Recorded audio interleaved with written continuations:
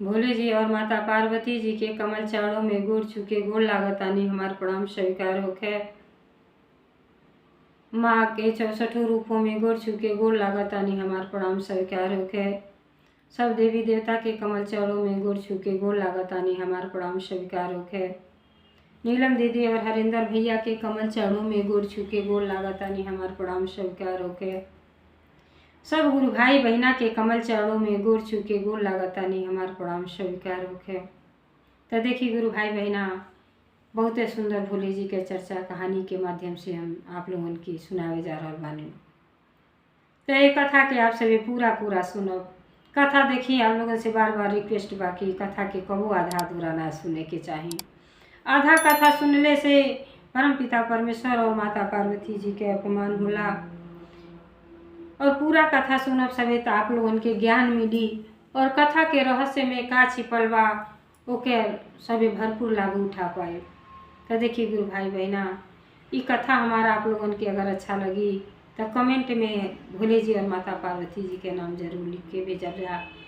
और जो चैनल पर नया हुई वो हमारे विधाता ज्ञान चैनल के सब्सक्राइब कर दी, ताकि एहू से सुंदर जौन भी वीडियो रोज रोज पड़ेला वो आपके पास आसानी से पहुंच सके। तो देखिए गुरु भाई बहना, बहुत ही सुंदर चर्चा बा, और ये चर्चा दो अनाथ लड़कन के बा, जिनकी 10 साल के लड़की रहेली, 5 साल के लड़का रहना, और छोड़ के माई के स्वर्गवास हो जाला। तो सौतेली माँ कितना जुर्म ढाहेली। जब पूरा कथा सुनब तो आँख में आंसू आ जाई। बहुत दर्दनाक कथा बा। तो देखिए गुरु भाई बहना, ये कथा के मन लगा के सुनब सभी। और कथा में भोले जी माता पार्वती जी के नाम जैसे आप स्मरण करी उसे लाभ है आप लोगों के हर कष्ट के निवारण हो जाला जब भोले जी और माता पार्वती जी के जी नाम प्रेम से लेला। तो देखिए गुरु भाई बहना, कथा की हम यही कथा यही शुरुआत करे जाता नहीं। एगो यादव रहना, और बेचारा पति पत्नी रहल लोग, आल उनके भोले जी के दया से 2 ठो लड़के रहना, एगो बेटा और एगो बेटी। तो देखिए बेचारा के धन दौलत तो कुछ हो ना रहे गुरु बहना। उ गाय के पलले रहना खटाल, तो गाय के बेचारा की सुबह ले जा अपन चरावे, ओकर सेवा भाव करें, जौन उसे दूध दही मिले वह बेच के अपन जीवन यापन करे। आ वही में बेचारा खुशहाल रहे, काहे खातिर कि जौन यादवाइन रहली उ शिव भक्त रहली। तो बेचारी बड़ी विधि विधान से यादव जी तो अपने गौ सेवा में लगल रहे। तो वो सोचे चलो गौ सेवा तो 36 देवता के वास गाय के शरीर में होला, तो गौ सेवा करें। और ये जौन उनका पत्नी रहली वो शिव जी के भक्त रहली, बड़े विधि विधान से पूजा पाठ करें। तो भोले जी के दया से देखी बेटी और बेटा 2 जनी मिलल रहला उनके, आ दोनों लड़कन के बड़े प्यार से पालत रहली। लेकिन समय के केहू ना जानेला कि कौने समय में का हो जाई। बड़े प्रेम से खुशहाल से लोग जीवन जियत रहल लोग। लेकिन जैसे अब 10 साल का लड़की भैली, 8 साल का लड़का रहला, तबे बेचारी के मृत्यु हो गई, माई मर गईली। उतना ही दिन के उनका उम्र रहल, सेवा भाव कैली, ओकरे बाद बच्चन के अपन आधा अधूरा में छोड़ के स्वर्गवास हो गई, मर गईली। जब मर गईली तो लड़के तो जानकार होइए गईल ना, बहुत अपने माई करतीन, बहुते रोवे जनता वाणी। बाप तक कबू बेटी बेटा ना पाल पावला, कितना हो धन संपदा हो, लेकिन अगर माई वही जगह रहेली तो माई तो अपने भूखा रह के लेकिन अपने बच्चन के तनिको कष्ट ना दिहल चाहेली, बहुते प्यार दुलार देली। तो लड़की बहुते रोवे कल्पना क्या काश हमार माई रहती। अब तो माई के रहती तो कितना हमन के माई के से प्यार पाती और माई के हमनों के सेवा भाव करती। माई हमारा अधूरा में छोड़ के चल गईली, बहुते तकलीफ होके। यादव जौन रहे बेचारा, और मर्द कैसे का काम करी, घर के बेचारा कामे नहीं कर पावे, खाना दाना नहीं बना पावे, बिना खाना बनाए ही गाय लेके चल जा। बड़ी सासत होके लइको वहीं छोटा है रहना। अब जब टोला मोहल्ला के सब केहू देखल तो कहल कि यार इतना सासत सहत हई, ई दूठो अनाथ बच्चन के लेके अब तो चल जात हई कि लेकिन ई लइके खैले बिना मर जाइ हाँ, तो ऐसन बाकी आप दूसरी शादी कर ली। तो देखी गुरु भाई बहना, अब उनके भी दिमाग में आ गई कि मैंने शादी कर ले तो घर में आ जाइए, तो बच्चन के भी सेवा हो जाई और हमके फुर्सत भी मिल जाई, हम अपने गौ सेवा में लगल रहो। अब देखी यादव जी दूसर शादी कर लेनी। जब दूसर शादी कर लेनी, पत्नी तो बहुत सुंदर सुशील रहली, और जैसे घर में प्रवेश कैली तैसे वो लड़कन से सख्त नफरत करे लगली। लड़के से तनिको प्यार ना करें। अब जब घर में आईली तो जनता है पत्नी के प्यार में यादव भी अंधा हो गई ना, बच्चन पर बिल्कुल ध्यान नहीं दे। अब जैसे आईली वैसे हुक्म चलावल शुरू कर दिली, और लड़की जो 10 साल का रहली धीरे धीरे उनके घर के सजी काम करवावे लगली, खाना दाना सब लड़की बनावे लगली। अब उसके बाद जब ये गाय के लेके जब चरावे जाए यादव जी, तो कहे रौरे काहे जाता नहीं, अरे अब तो इतना बढ़न हो ही गई बना, घरे रह के क्या करी, खाली रोटी तुरी है। अरे माई तो छोड़ के हमन के ऊपर बोझ बना के चली गईली, तो जीवन भर बोझ बन के नहीं न बैठल रही हाँ।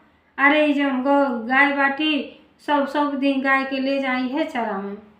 तो देखी गुरु भाई बहना, पति भी ऐसा अंधा हो गई ना कि उनके ही नहीं रहल कि जौने सुख करती पत्नी ले ना कि लइकन के देखभाल करी हाँ, तो लइकन से दोनों जनी दूर हो गई ना।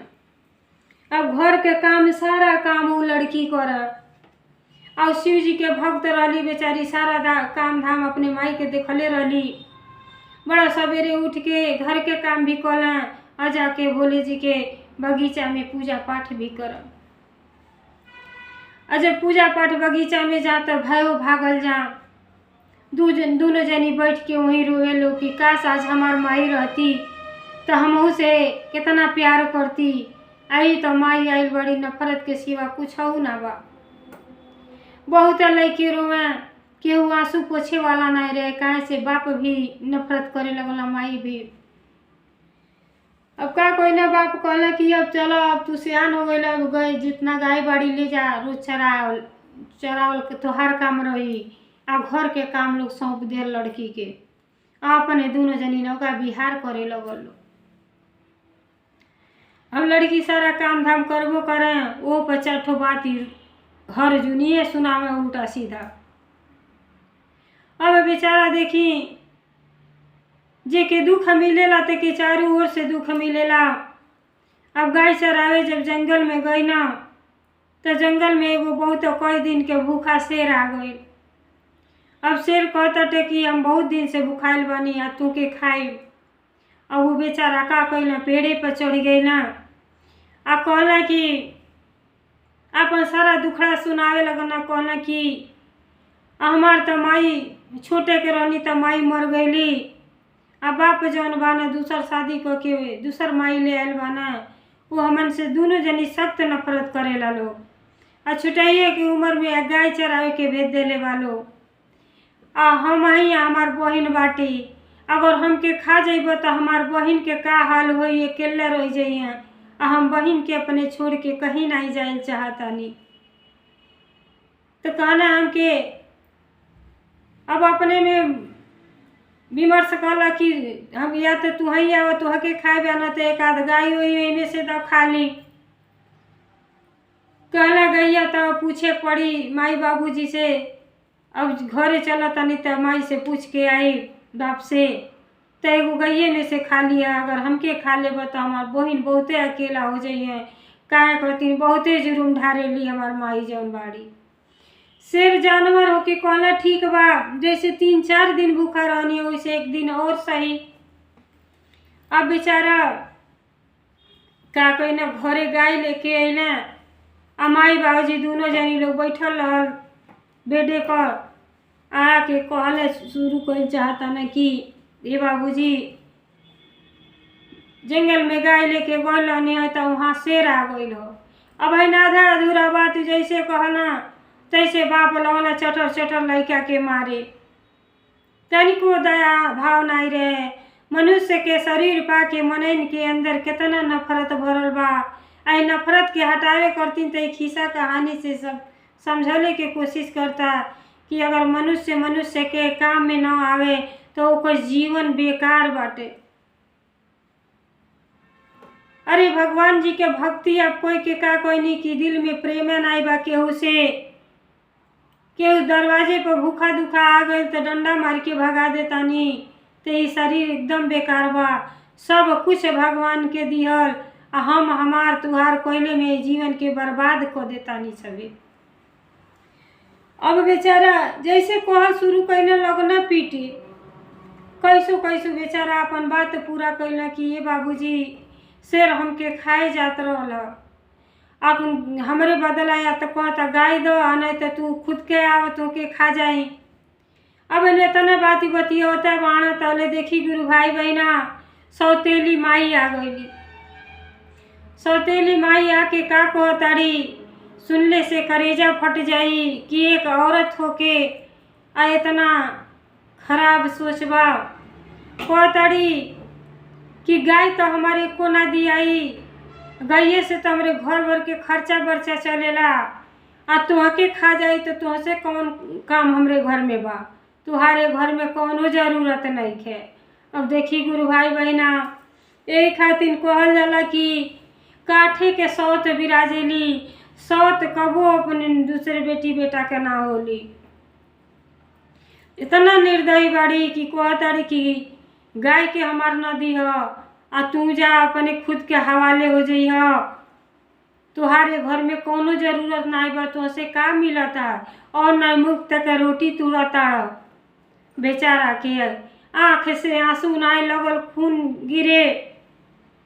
अब बेचारा रोते चल गए ना आ रोते गए ना तो अपने बहन से सारा बात कहना कि ये बहन आज हमके शेर भूखा आइलो ना खाए कहता या तो तू ही आ जा नहीं तो अपने गांव में से एक ठो दे दा। तो बहन कहली कि देखी भाई बहन के कितना प्रेम बा।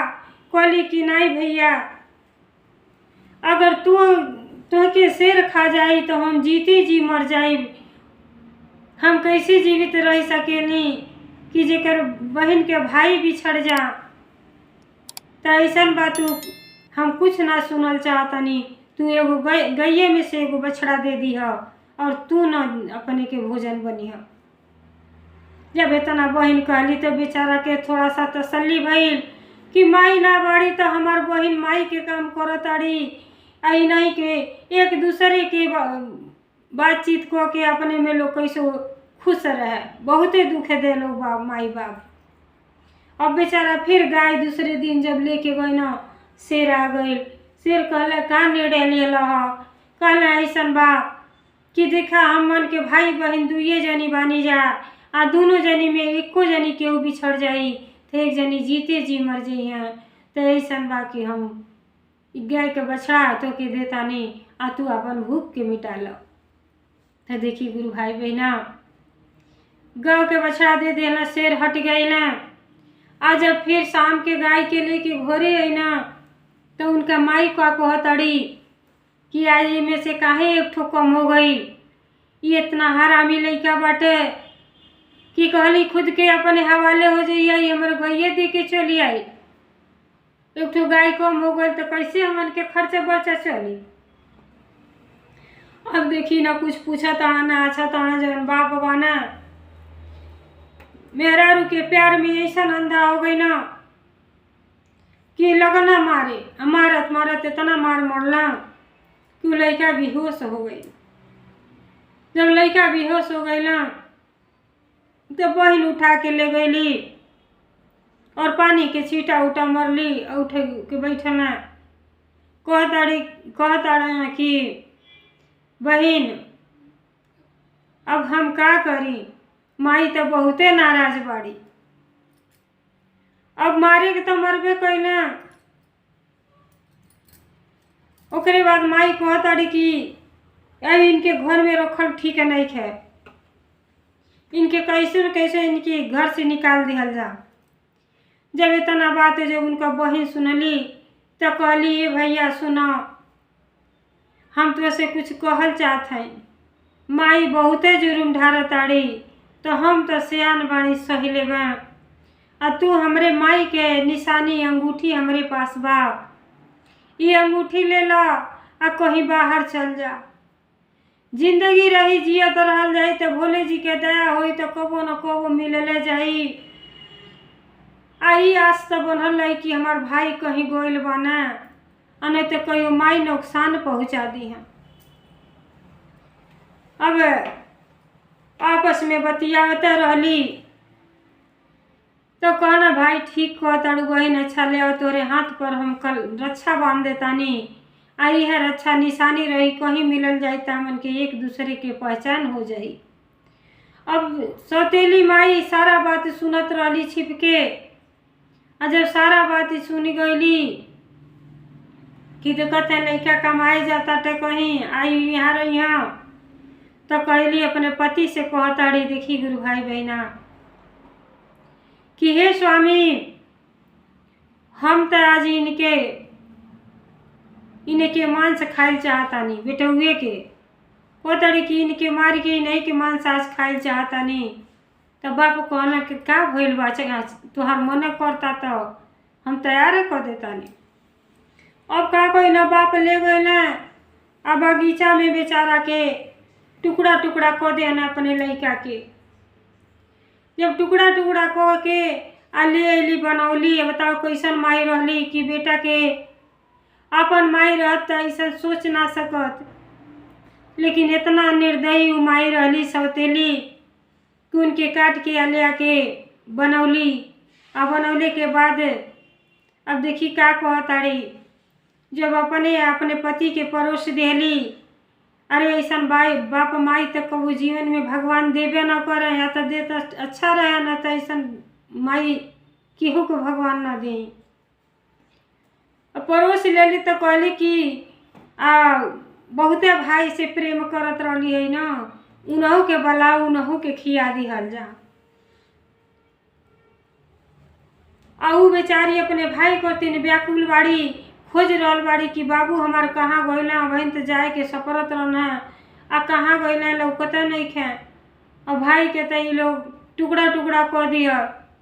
आ जैसे देखी वो भोले जी के भक्त रहली, भोले जी से दया मांगत ताड़ी कि हे पिताजी, हमन के भाई बहन दुए जनी बाणी, ना जनी कौने जन्म के खराब कैले रहनी कि माई जन छोटाइए में माई के साथ छूट गई।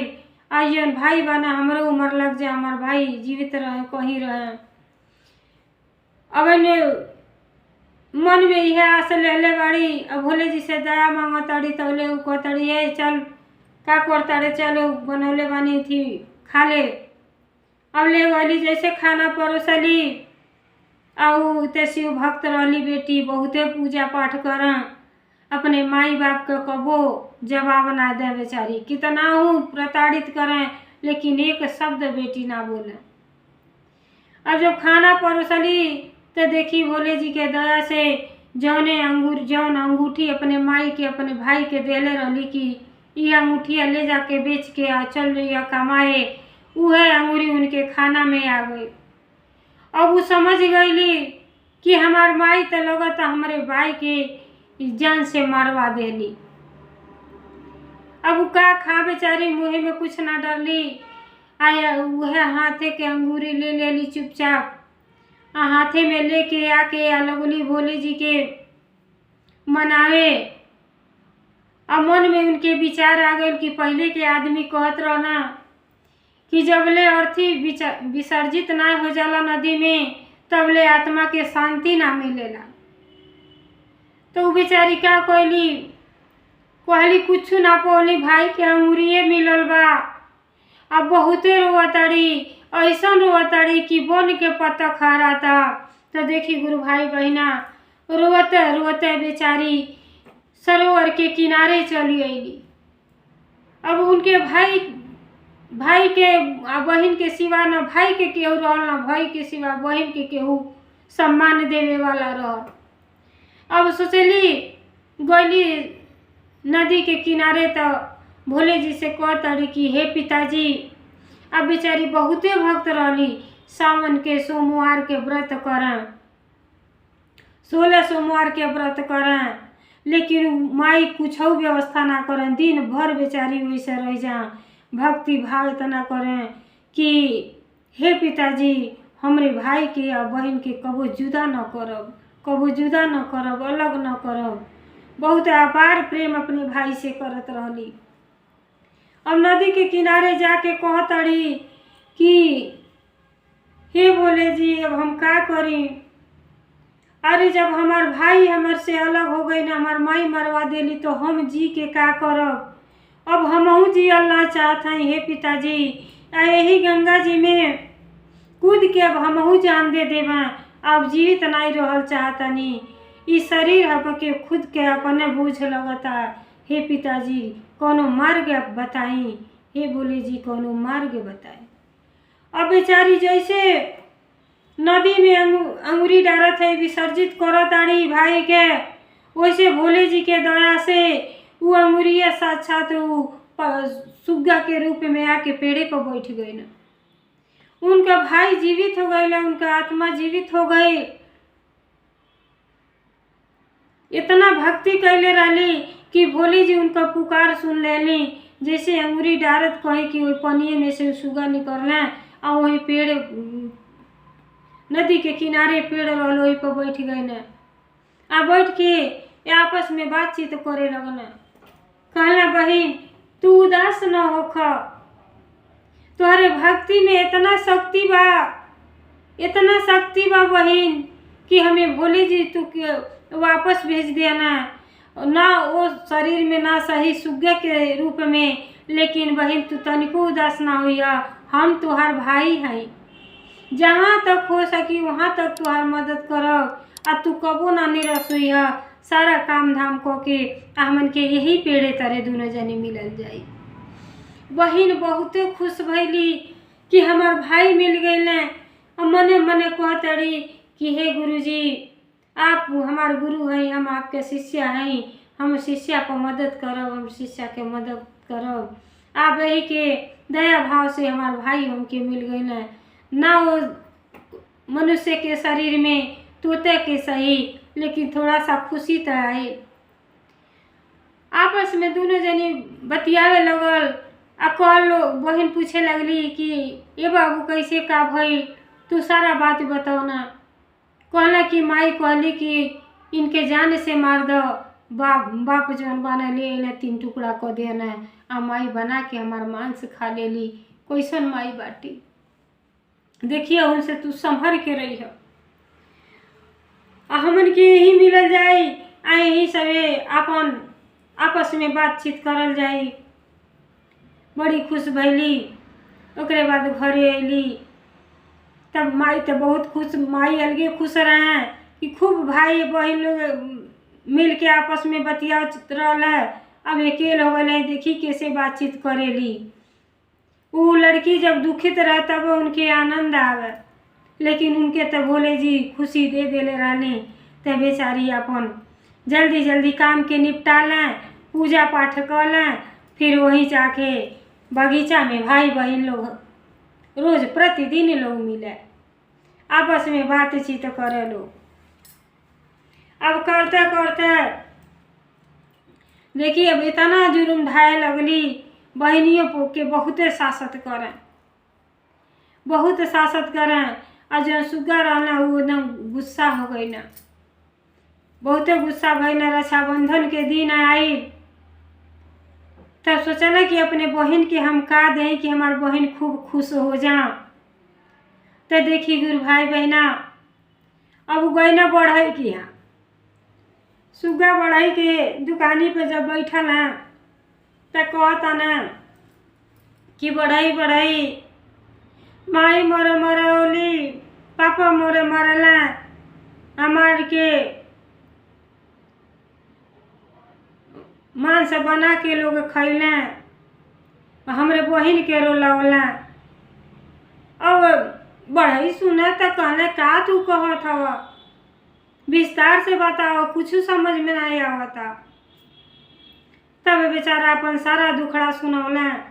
कहला कि हमार माई छोटइये पर छोड़ के मर गईली, हमार सौतेली माई आयल बड़ी और हमारे के जान से मरवा देली बाप से, और मरवा के हमार मांस अपने बना के खुद स्वयं खैली और हमारे बहन के रतन के आस रोला देले बाड़ी। तो कहने तो तू का चाहत आड़ा हमसे?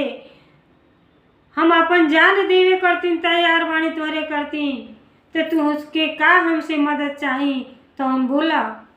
अब सुगा के बड़ा खुशी भइल कि हमरो केहू मदद करे वाला बा। कहले ऐसन बा कि जो सबसे तेज कटार होके खूब धारेदार हमके चक्कू बना दो। कहला ठीक बा, और खूब चक्कू खूब धारेदार बना दिया, तलवारे से ज़्यादा चोख बनौले रहना। कहला हमरे ई पंखुड़ा में छिपा दो।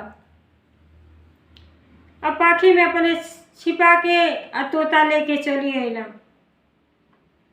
अब लेके अइला तब सोचा था ना कि बहन के अब रक्षाबंधन के दिन भी आना, बहन हमार राखी बनिए तो का देबा उनके कुछ उपहार तो बहन के चाही ना, काहे से बड़ी अपार प्रेम अपने बहन से करत रहना। अब सोनारे किया गई ना, तो सोनारे किया भी ये जाके कहता ना कि सौतेली माई हमार पापा से मरौली, मन से हमार खैली, बहन के रुलौली। तो जब इतर कहना तो उह नहीं समझ पाना कि सुगा का कहता ना। कहना सुगा विस्तार से बताओ का तो के चाही, का तकलीफ बा। तो सजी बात ही बतावला। कहला कि हमार सौतेली माई हमार जान से हमके मरवा देली और हमार मांस बना के खैली, हमारे बहन के परोसले रहली। तो वह हमारी हमार बहन नदी में विसर्जित करे गईली। तो भोले जी के दया से ही हमार सुगा के रूप मिलल बा। और बिहान रक्षाबंधन के दिन है, हम अपने बहन के कुछ उपहार दिहल चाहत हई, लेकिन देई कहाँ से? तो हमारा अगर मदद कर दी भाई तो बहुत अच्छा हुई। और भोले जी के दया से जन सुना रहना उनके मन में भी दया आ गई कि सुगा नहीं केहू और केहू के अंश हमें कि मर के भी जीवित हो गए ना, तो इनके अंदर तो कुछ न कुछ जरूरे बा। अब उनके दया भाव आ गए। कहना कि ठीक बा, हमारी जेवर देता नहीं, ले जा तू पोटरी में दिया कि अपने बहन के उपहार दे दी है। बहुत खुश भैलें। अले अना जब उनका बहन राखी बनली तो अपने बहन के उपहार दिया।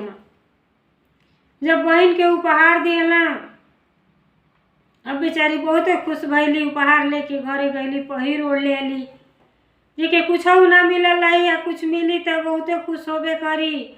और पहिर ओढ़ के जब घरे गईली आ सौतेली माई के जब नजर पड़ल तो सौतेली माई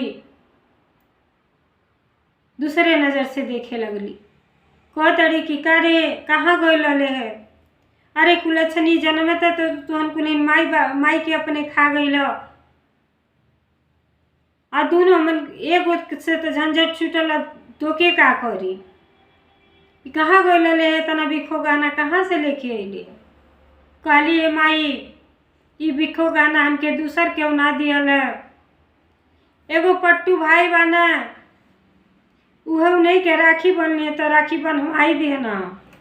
अब माइक से पूरा बात ना बतौली कि वह हमार भाई जीवित बना पट्टू के रूप में। काली कि तुहार पट्टू भाई हो गई ना, आते नहीं हुई जानी पूजा उजा करे नहीं। वही सरोवर के किनारे जहाँ वो बगीचा रहल, जोने बगीचा में भाई बहन लोग मिलत रहल, वहीं भोले जी के बहुते सुंदर मंदिर रहल। बेचारी जहाँ पूजा पाठ करे वहीं भाई बहन दोनों जनी आपस में मेल मिलाप होखे। अब बहुते क्रोधित भइली, जितना जेवर रहल सब माई छोड़ लेली। कहली कि तू जेवर पहनबू कुलच्छनी कहिन के? अब सब छोड़ लेली, लेकिन वो बेटी कुछ ना बोलली, बहुते उदास भइली। फिर बिहान भइले पूजा करे गईली तो फिर भाई बहन से वही मिलन भइल शिव जी के मंदिर में। अब जो शिव जी के मंदिर में जब मिलाप भइल सारा बात बतौली तो भाई बहुते क्रोधित भइले। जौन पट्टू रहला बहुत क्रोधित भइले, कहले कि अब पाप के घड़ा भर गइल बा बहिन, अब पाप के घड़ा भर गइल बा, आ चलो हमहू तोरे साथे घरे चलल चाहत हई। बहिन से कटारी के बारे में ना बतौले रहना कि हम नोखेधार चाकू धइले बानी पंख में। अब जैसे मिल के घरे अइली तैसे माई बाबूजी दोनों जनी लगन लोग मारे गरियावे बहिन के, आ पीछा ही लगल पट्टू भी आ गई ना। और जब देखला कि बहिन के हमरे इतना प्रताड़ित करता लोग, और माई कहतारी कि ते हमरे घर में से निकल जो, घर में काम काज करे के तो दौड़ के बगीचा में का करे के चल जाता रे। कहली माई हम सावन के सोमवार के व्रत बाड़े, हम भोले जी के पूजा करे गइलनी है, लेकिन माई पूजा भी नहीं करे दिहल चाहे। जब लगली एकदम जब पाप के घड़ा भर गए, लगल लोग दोनों जनी लड़की के घर में से निकारे। बस का कहना पट्टू अपने माई के आँखी में चाकू से भोंक देना, और माई बाप के दोनों जनी के आँखी में भोंक देना। दोनों जनी आँख से अंधा हो गई लो।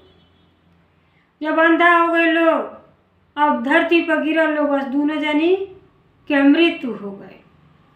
जब दोनों जनी के मृत्यु हो गई, तब कहला पट्टू कि ये बहिन अब ये घर में रहल ठीक नहीं है। अगर ये घर में भाई बहन रहल जाई तो जितना दुख सब साले हैं सब दुख सुख दुख में बदल जाई, चैन से नहीं रही पावल जाए। ऐसा बा बहिन चलो आ वही शिव जी के मंदिर में रहल जाई। बहिन भी अति प्रसन्न भैली, कहली सही बाबू कहता। अब भाई बहन दोनों जनी वहाँ से शिव जी के मंदिर में आ गई लो। वही मंदिर में बड़े सवेरे उठे बहिन, मंदिर के धुआं सर सफाई करे, भोले जी माता पार्वती जी के स्नान करावे, भांग धतूरा बेले के पत्ता सब जुटावे बहिन। और भाई जौन रहना पट्टू जौन रहना, वो पट्टू सरोवर में जा, सरोवर में नहा, और नहा के अपने पंखुड़ी में पानी भर के ले आवे और भोले जी के जल चढ़ावे। तो सावन महीना में जनते बनी जी, सावन महीना में भोले जी माता पार्वती जी के पूजा पाठ करेला, ओके अपार खुशी मिलेला, हर कष्ट के निवारण हो जाला। यही खातिर देखिली सावन महीना में कौनो शिवलिंग शिवालय खाली नहीं रहेला, बहुते विधि विधान से सब पूजा पाठ करेला कि जौन भी हमसे ये शरीर से गलती भइल बा वो सब गलती के माफ कर देनी भोले जी। अब बेचारा पट्टू डेली नियमित सरोवर में नहा के अपने पंखुड़ी में पानी ले आके भोले जी के जल दें, और अपने भाषा में जनते हैं पट्टू के तो जब सिखा दी तो खुदे मनुष्य खान बोलत रहना, वो भगवान के भक्ति करे। अब बहिन जौन रहली बड़ी विधि विधान से भांग धतूरा जुटा के भोले जी के शुद्ध मन से, ई नहीं कि 10 मिनट पूजा करो तनी मंदिर में आ मन कहीं और बा, तो मन के स्थिर क के बेचारी बड़े विधि विधान से भोले जी माता पार्वती जी के पूजा पाठ बेचारी करें। अब भाई बहन के प्रेम देखी, प्रेम के भूखा भोले जी और माता पार्वती जी हैं। जेकरे अंदर प्रेम बा उहे पूजा पाठ कर सकेला। जब प्रेम नहीं रही तो पूजा पाठ का को पाई। और कौनो महंगा सामान से पूजा कैले के जरूरत ना है। भोले जी तो खाली 1 लोटा जल पे प्रसन्न है। मन चित्त साफ होके के चाहे। इतना मन से भक्ति दोनों भाई बहन करें कि भोले जी माता पार्वती जी के अपार खुशी भई। तू अपने बेटी बेटा के समान जाने लगनी। अब माई के रोह नहीं गई कैलाश पर्वत पर। अब माई कहतनी कि हे स्वामी, लइकन के बहुत आप दुख देहनी। अरे जन्म जैसे होश लइके संवरला तैसे माई के साथ छूट गई। अब माई के इतना प्यार दुलार तो केहू जीवन में दे ही ना पाई। लेकिन कलयुग में देखी उल्टा हो रहा बा।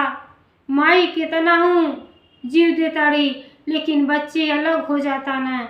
बच्चन के पता न दिमाग में का आ जाता कि जे माँ बाप के ठुकरा देला वो जीवन में कबो सुखी नहीं रहेला। अरे माई बाप के तो सम्मान करे के चाहिए, लेकिन सम्मान के जगह माई बाप के अपमान मिलता। कितना ऊंचा तल्ला घर मकान बना दी, लेकिन बुढ़ापा में सोचता ना कि बेटा बहू कि दुआरे पर झोपड़ी डाल दो, माई बाप वहीं रहे न घरवा कचड़ा हो जाई। अब देख ली जवन माई पैदा को के कचड़ा में अपने सूत के अपने लल्ला के इतना बढ़न कैसे कैसे करेली, वही माई से बेटा नफरत करे लगल बाने कि माई कुछ ना है।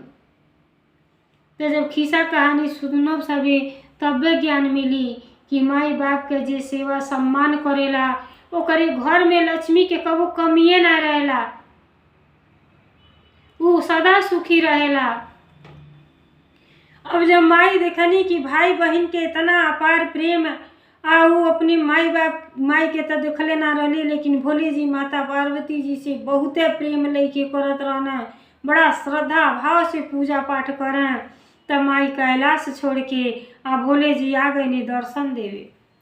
और दोनों जने जैसे पूजा पाठ करत आलो वैसे भोले जी आके साक्षात दर्शन लैकन के देहनी।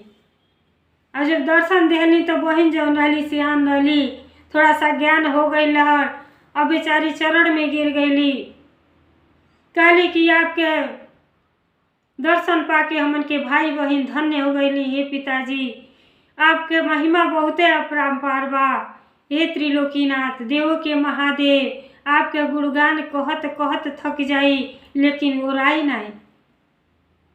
तब इतना खुश भैनी कहनी कि कुछ मांग का मांगल चाहताड़ू, तो कहली कि हम तो कुछ ना मांगल चाहत हई, इतने मांगल चाहत हई कि जैसे भाई हमारे तब मनुष्य के रूप में रहना तो तोता से मनुष्य बना दे और हमके कुछ ना चाहे।